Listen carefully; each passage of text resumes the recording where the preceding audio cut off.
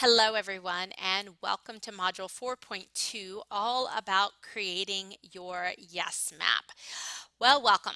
We're in sales and creating an easy yes sales experience, and I'm going to tell you this is a chunkama-junka full module, and I even delayed sending it out to you because I was trying to decide if it needed to be broken up so that it was a little bit more digestible.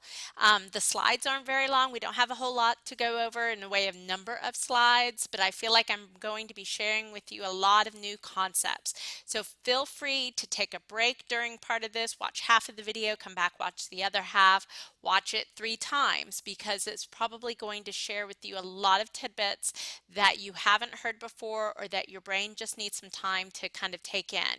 And one of the things that I know I haven't spoken too much, but I definitely believe in it, is why you hear me repeating things time and time again, is that it does take your brain 7 times of hearing something before you really start to not just assimilate it, but then be able to do something with it. So this is definitely one of those videos that I'm going to start off by saying listen to it a couple of times over this next week and have some things really set in as you are designing your sales experience so that you can help people help guide people to the easy yes.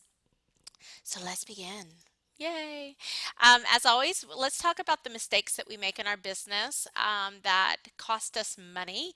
And I love this little slide of throwing money in the trash, but that's essentially what we do. We, as the business owners, entrepreneurs, can be the greatest source of leaking money in our business. So we need to be aware of these conditions, these thoughts, these occurrences or situations in our business so that we can better shore up our ship, so to speak. So the first one is that, like I've mentioned to you, that our sales experience is just too difficult.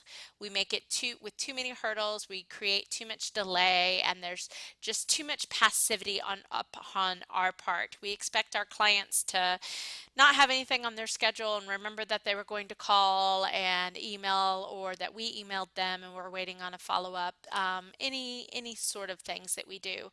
But really, as we talked about, that today's client is already so much closer to the purchasing decision than they were 10 years ago. You just don't have the luxury to create a sales process that's overly complicated, kind of piled with bureaucratic red tape, if you will, one that allows you to have delays in your responses back to your potential clients, and then again, one that isn't very active.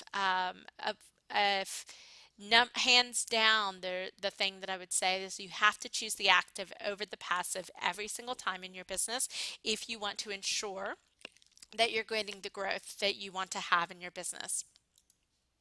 Same mistake number 2 is we don't provide the opportunity. We do not provide the opportunity, and I put it this way, is that really a smart sales process doesn't assume that a no today is a no forever. It really assumes that it just means no, not right now. And so there is a way that you can kind of touch base back with these potential clients who maybe do give you a no today, that might be re-engaging to them later. And it can be done in a very pleasant manner. I'm happy to give scripting kind of suggestions when we get to that point, but I want you to understand that your sales process isn't over when somebody says no, just as much as your sales process isn't over when somebody says yes. And today we're really going to be talking about the yes side of things, because after all, this is the yes map. But I want you to know that just because they're saying no today doesn't mean that's something that you have to throw away. That contact is no longer good, you've burned it, it's dead, whatever you want to consider that. You have put in considerable marketing effort into obtaining that person in the first place. And so there might be an opportunity, especially after you see today and a couple of things that we're going to talk about, that you can go back and revive somebody that was a no yesterday and turn them into a yes today. You just have to see that it's all about providing the opportunity for them to say yes to themselves. And then the last part is we just don't ask. We're not clear enough in our asks. And even I will do this with people, and something I have to coach myself through doing is that I have to be very clear in my ask. What am I intending people to say yes to? You can't present a million options and then go, okay, what do you think? That just doesn't always happen. We all have certain safeguards maybe that we've put into our own lives that make it that where we try to delay a response. I want you to be able to get an answer quickly. I want you to be able to close those loops, but in order to do that, not have you wondering for 3 months if somebody's going to sign on or purchase your product, is you've got to ask, and you have to make it upfront that that's the goal of the conversation that you're having, is to see if and how your service might be able to help somebody, or if and how your product might be able to help somebody. But at the end of the time, it's like, what are your objections? What do we need to do to move forward? By my books, I can print up an order form and have it to you in, 20 minutes, and I just need your approval. Does that seem like a good next step? You don't always have to say, are you going to buy it? You can, if that's your style. Not particularly my style, but you definitely can do it. But the point is, you've got to ask. So if you're not asking and then asking again for the sale, then you're surely not going to receive it in the long run. So when we look at the 5 easy rules of sales, we've started in this last week, but let's go over them again. So we're looking to redesign the sales process. We're going to be working on this part today as part of our training module. We're looking to understand the yes formula. We went through that again in module 4.1, as well as leveraging the cost of acquisition. A lot of things that we're going to be talking about today is really about leveraging that cost of acquisition and really making sure you understand your sales process completely, and that it's not just about the first sale, it's about a lifetime of sales. We're going to talk about the experimenting. That's always important, you know that, and then the systemizing the process. Now, we started with that last week, so we're going to get into some more detail around it this week, so you really can help see what opportunities you have with your clients. So again, the sales process is about that easy sales funnel, one that's welcoming to all, that allows a potential client to deselect a qualification that is based on asking versus telling. And asking is really one of the next modules that we're going to be coming up with. We're going to be actually determining your sales questions, and a lot of those sales questions are going to be derived from that first little sales process that you did in module 1, plus some of these sales techniques in module 2. They help determine the questions that we should be asking. Again, focusing on the easy yes and based on ease and not hurdles. So when we first start to look at the opportunities, if you remember the 5 rules of growth, find the opportunities is one of those rules, and I bring it forward here because it's actually kind of a subset of one of the rules of growth, but it really is important that you see what we're looking at. So when we were mapping out our sales process last week, we looked at enrollment really, and how we were going to bring clients in and how we could move them through the sales process.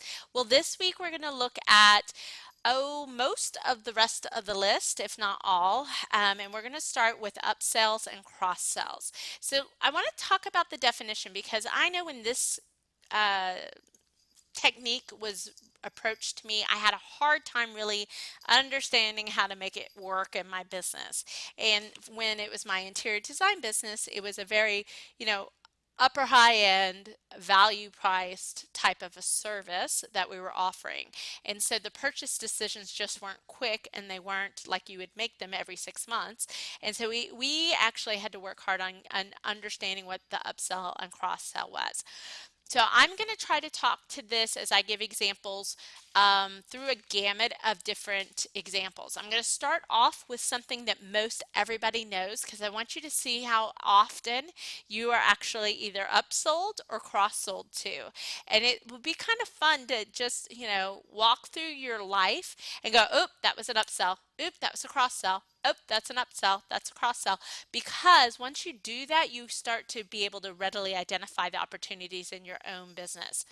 But to be succinct, to start with the definition, An upsell is basically encouraging a client to spend more than they had necessarily planned for during that initial purchasing decision. Okay, they're highly likely that they're going to purchase from you. You're just wanting to maximize the sale, if you will. Now, a cross sell tends to be, and this is maybe the easiest way to kind of delineate it for yourself, but a cross sell tends to be done for a client who's already made a purchasing decision and might be able to have an enhanced experience should they add on other accessories, products, or purchase from you again. Okay, so those are the kind of two realms there. And the easiest way, although it's not 100% exclusive, is to say that an upsell is really when you're trying to maximize your client purchase, and then a cross sell is tends to be either we are reselling to an existing client, or we're adding on experience and value to a client who's basically committed already to an initial product. That was simple enough. So why are we looking at upsell and cross sell? Well, I want to bring back in, some of this important seven figures in your business. Now we know clients, that's marketing, right? And partly sales. So marketing and sales create the clients. But now we have to think ahead, just ahead of them not only becoming our clients, but also looking at what our average sale is and what our number of purchases are per client. When we start to look at upsell and cross sell, we're starting to affect those two numbers. So the average sale and number of purchases that affect our revenue. All right, so the best way I can put it is you worked your Batubi off to get a client, get a lead in the door. You want to maximize all that you can from that client, as well as enable them to have the best experience with you. In order to do that, we've got to look at our opportunities that we're going to talk about today. So I want to give you a couple of examples. Now, McDonald's is a great example. It's probably the one most used example out there, but I want you to see it because you've done this. It's, would you like fries with that? Or would you like to upsell? Well, let's do this one. Would you like fries with that? If you walked into McDonald's and you ordered a hamburger and they said, would you like fries with that? Is that an upsell or a cross-sell technique? In this case, because you wanted a hamburger, it's a cross-sell technique. Now let's say that you have ordered the fries with that, and they would say, would you like to supersize? Okay, so you have your hamburger, you have your fries, and now they're asking you, would you want even more of that?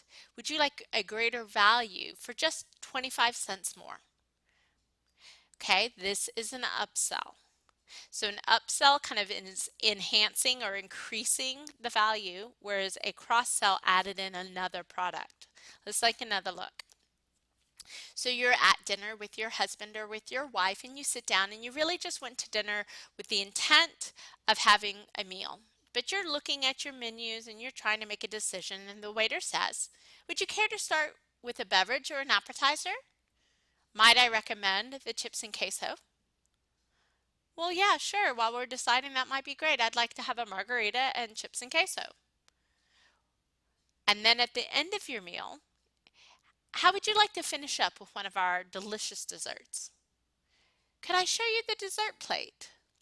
What are these techniques? These techniques in themselves are cross-selling. They're increasing the average sale of your bill past what you originally intended to come in to enjoy as part of the restaurant. But you still had a lovely time. I mean, if price and budget was truly, truly one of your concerns, you would have said no to the beverage or the appetizer or the dessert. But if price wasn't really your largest concern while you were sitting there, you probably enjoyed a beverage, an appetizer, or a dessert. And that increased the restaurant's average sale. Okay, so they're going to service, if you think about it this other way, is they can only service so many people at any given time. They have a limited number of tables. When they have filled those number of tables, the next step, kind of that next leverage point in business, is to maximize the sale per table. So in your instance, you have a certain number of clients that you can perform quality service or products for. You have a cap. You know, when you have this captive audience of a client, you want to maximize the ability to serve them while they are there. Okay, so in this case with the restaurant, we're talking about cross-selling opportunities. Let's see if we have another one here. Okay, so this is a great one. So let's say you go to Nordstrom's, since I think this little screenshot's just from Nordstrom's. You go to Nordstrom's for a specific article of clothing. Maybe you need a new suit, maybe you need a new dress tie or dress shirt, maybe you need a new dress for an event coming up. And a good salesperson is going to help you and come in and go, oh my gosh, I just saw the most perfect shoes that would go with that. Could I go get those for you? How many of you would say, yes, sure, I'd love to try it on and see what it looked like with a great pair of shoes? Or maybe if you're the gentleman, it's like, you know what, that shirt is really doing a number for you. I have the perfect tie. What color is your blazer? And they come back and they bring another element back to you. 9 times out of 10, when you are experiencing this, it's done in your best interest to have the complete outfit, to look your best. You don't necessarily understand that you're basically experiencing a cross-selling technique. So the cross-selling and the upselling happen all the time, even online. Yeah, that's great. Okay, so the customers who purchased this item also purchased. Would you like to purchase these three things and bundle them together? You know, this is just a screenshot off obviously my Amazon, and you can see that customers who viewed this item also viewed these. This is a cross-selling technique. It is designed to increase the sale. And I believe in 2013, and doing just a little research to find results for you, Amazon attributed an increase of 38% of their sales in 2013 just to this one piece of functionality. So when you're looking at cross-selling in your business and you're looking at upselling in your business, what are the opportunities that you have? So leads right into this next slide. You really do have to identify what those opportunities are for you and how you can tailor some things. So there's two ways you can go about it, and I'm going to show you more here as we go along. But as you see something that really kind of ticks your brain, as an example, be it at Nordstrom's, be it in the restaurant, whatever it is basically ask yourself, how is it that we can find the perfect belt? How is it that we can offer a dessert to our main course? You know, ask yourself these questions, because that's really what's going to be generating the opportunities for you in your business. So, and I'm going to be talking about upselling and cross-selling as we continue going on, as far as going on to the many opportunities that you can find a yes in your business. But I want you to keep those two kind of concepts really top of mind for yourself. So the next one we're going to talk about is service levels. Now, I do have this pulled out as a separate segment for a reason, because it is something that has to be very well defined in your business, but it is definitely an upselling technique or a downselling technique. And you know, obviously that's using downselling as a technique is also called the takeaway, and I'll kind of explain it to you a little bit more. But you'll start to see that a lot of these things start to interweave with each other and really become a complete sales approach that you can have in your business. So when you look at sales level, really service levels, and you can even think about this from a product level standpoint, is you're going to have clients that come in the door that want the six-figure Tesla, but really can only afford the $2,500 Nano. They want the Rolls Royce on a Honda budget. Okay, we all have those clients whose either their education is off as far as what things cost, or they truly just don't have a budget to spend more but really want the results. You know, you're kind of in that gamut. Now, most people's initial reaction to coming up against these people that are asking for the moon but only want to pay pennies is we get really frustrated and upset about them, and we feel like people are trying to take advantage of ourselves.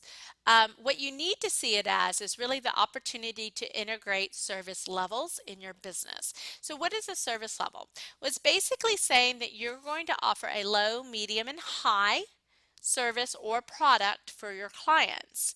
And as the price increases, obviously with the more high service level or product level, the interaction increases as well. And I have the arrows kind of going opposite. So basically what that means is that the lower the price, the less of you one-on-one that they're going to receive if we're talking about a service level, the less support that they might receive if we're talking about a product. In the medium range is really that kind of somebody that knows they can't have the cake and eat it too. You know, they're willing, they have to mind their budget, and they're willing to lose some of the bells and whistles in order to stay within their budget. So price is a consciousness here. And then your high level kind of service and product is basically should be built around ultimate results, the best results, the fastest results, the easiest, the most satisfaction, the best, the best, the best, the best. So if you look at your service offerings now, probably where you are is that most of you come in at the medium level, or some may come in at the high level. And so you have a lot of opportunity for no to occur. What we want to do is really think about your business as if we obviously high is where we love to be, or where I love to be. Medium, I don't mind being there at all, but I do love kind of the one-on-one customization and fun we get to have when we're working on businesses in that high level of service. But not everybody can afford it. So what do I do to offset that? Well, so medium. Well, medium in the coaching world would be like a coaching program, a group program, a day program, right? Where you've got a little bit investment, you're working, you have to share, you know, resources with other people, but you can still get a quicker result because you do get a little bit of interaction with me. And then the low level would be something like what you're experiencing now. So the Easy Six Figure Business Club. It's a lot of education. It requires you to do the work yourself.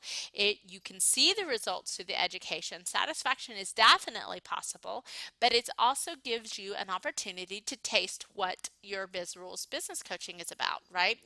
By now you've gotten an excellent sense of who we are, what we believe in business, and we probably have even over delivered for what we've got here.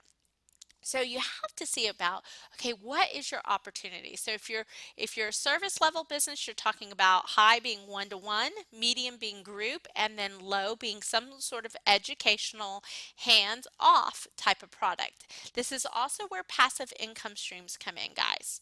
Just to let you know that they come in down here. They require volume. Everything in this lower end requires volume. So until you have volume, it's not going to be the biggest money generator for you, but it enables for you to have a way for people to say yes to themselves at any other level. So if we're talking about a product, probably the easiest thing to look at would be a car. You know, if we were to take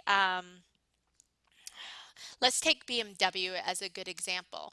You could have the low end BMW, you could have the high end BMW, you could take a medium range BMW, add a few bells and whistles, and get something that you're willing to pay for. So do you see, like, there's this level of customization and performance that you are choosing in your vehicles. Now obviously it tends to be in the high end, you're choosing bells and whistles, you know, you're choosing luxury, you're choosing you also start to choose some of those higher Maslow hierarchy of need type things, esteem and having arrived if you're talking about a product. So, you know, really those are two different ways to look at this model and two different ways to think about it if you've got a product or a service based. The other way that you can do this, let's say that you are in transactional products, and I just define that as anything, under $100. So really easy things to purchase. You can also do bundling in this kind of a concept of, here's a low end bundle, a medium, and a high end bundle. And obviously the higher that you go up, the more value that you're receiving. That's another way to kind of look at it if you're in a product based business. So again, give you, I need a little slide preview some days with the way we do it on the webinar, but basically just some more examples of what might be a low, what might be a medium, and what might be high kind of service levels in your business so that you can use it to drive more business. So I'll give you just a minute to read through those. I'll take a sip of my water. So the next two elements, we're really going to talk about the solving the next problem and the purchasing again. And you've heard me mention problem, solution, problem, solution, problem, solution. Well, there's a way to think about what you're doing and how you're serving people. One of the, again, we're affecting, really what we're doing is we're affecting number of purchases here. It's probably the best thing to say. And your problem, solution, I'm going to go back here for a second. These all could be the same level of investment. They could be tapering levels of investment. They could be escalating levels of investment. There's three different ways to do it. But it's basically in looking at the problem that you help solve. What's the next opportunity that you have in your business? And I've got a little worksheet that's going to help you walk through two different ways of thinking about this so that you can find it again. But the goal here is to help your clients purchase again, because if we're purchasing again, we're really driving up that lifetime value of a client and maximizing our cost of acquisition. Those two really big health numbers that we don't normally take a look at in our businesses. When it comes to referrals, I'm not going to go deep into referrals right now because I actually have a whole module set aside just for referrals, okay? And so referral marketing basically is just asking through promotion of products and services for new customers from your existing or previous customers. Now, they don't even have to be new customers if they're not. Remember when we started off with the fastest path to cash and looking at our key strategic partners, we're basically starting the referral program. And why do we bring this in as an opportunity here? Because several goody things happened for us. First of all, if you remember from your sales funnel that we saw in module 1.1, that there should be this refeeding in of the bucket. It is a viable way of marketing to maximize all that you're doing, but it should be refeeding back into the bucket. Now, what happens when a referral feeds back into the sales process is they're some of the most highly qualified, highest conversion portions of potential clients you're going to find out there. There's probably no better marketing that generates a higher converting client for you than referral marketing. The other part that it starts to do is really help us to maximize our lifetime value. So I want to just take you through a little math behind this and show you why referrals are so important in our business, and in fact why we even have just a segment spent on referral marketing. Okay, now referrals do tend to take some building volume of contacts, building volume of people out there, and then there's a point in time to where it's not so much about building, it's much more about maintaining. But if you look at this kind of math, that if we assume that our average sale was $37.50 and that our average client purchased 3.5 times, that means that a client would be worth $1,300 to us.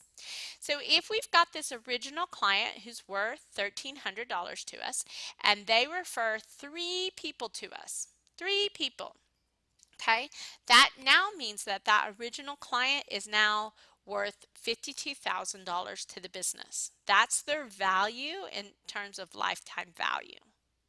The crazy math that starts to happen is when clients 2, 3, and 4 refer 3 more clients. Okay, you start to see the exponential value here. And remember, chances are you only spent marketing dollars to get client one. Now, as part of the referral program that we'll talk about is feeding back in some more marketing dollars into your referral program because it's better used marketing dollars and it drives down your cost of acquisition. But just to see the full power of a referral is a referral really is about long-term pipeline. They can be sometimes a lot of people feel like, well, you just don't know when they're coming in. Well, the reason why you just don't know when they're coming in is because you don't have a process developed to foster them. So when you look at creating a long-term sales pipeline in here, referral marketing is definitely going to be one of those elements that we look at to have a long-term sales pipeline in our business.